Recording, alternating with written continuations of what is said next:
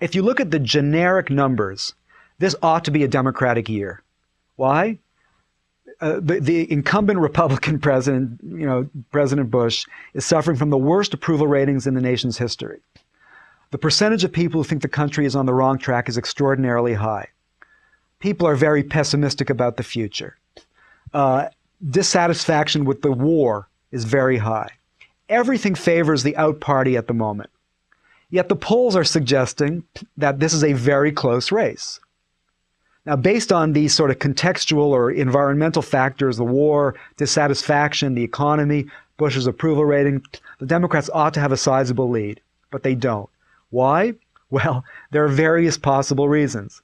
One may be that people think that their candidate is a weak candidate. They may think he's too young, that he's too inexperienced. People may alternatively think that the Republicans are fielding a very strong candidate, one who's experienced, whose judgment they trust.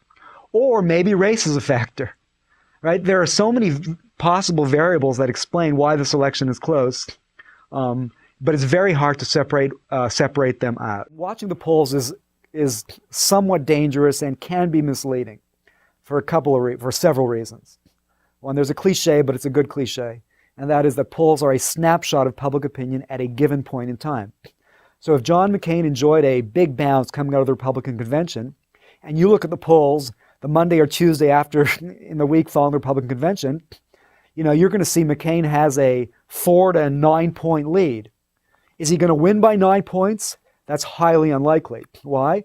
Because he will have enjoyed his most favorable publicity in the days following the convention. The campaign has a certain dynamic, and public opinion responds to events during a campaign.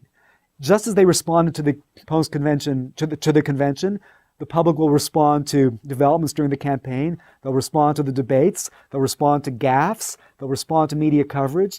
So looking at any individual poll is dangerous. And the best advice to anybody who wants to follow polls is to pick one reputable poll and follow that one poll over time. So it's not any individual poll, it's more the trend over time that, consumers should be assessing. What poll do you follow? I follow all of them.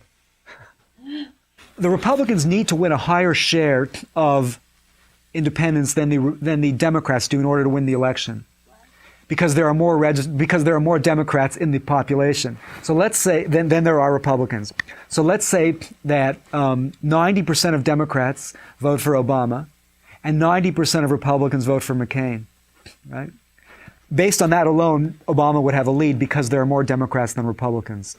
McCain would need to win a larger share of independents to compensate for the Democrats' advantage in party identification. There are more registered Democrats, a lot more now, than there are registered Republicans. And that's been one of the big changes since 2004. If Obama can be credited with anything, his campaign energized a lot of new voters and new partisans.